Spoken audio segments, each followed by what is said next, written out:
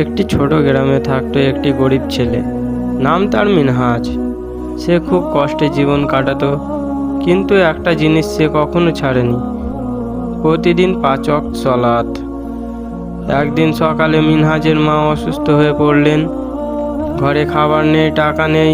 মিনহাজ খুব চিন্তায় পড়ে গেল।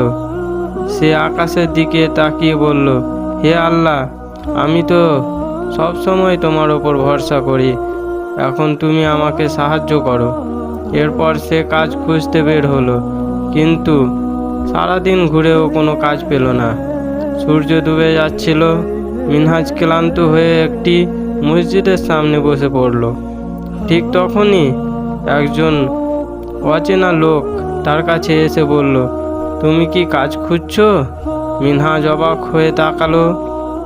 এরপর কি হলো এটা জানার জন্য আমার চ্যানেলটিকে সাবস্ক্রাইব করো।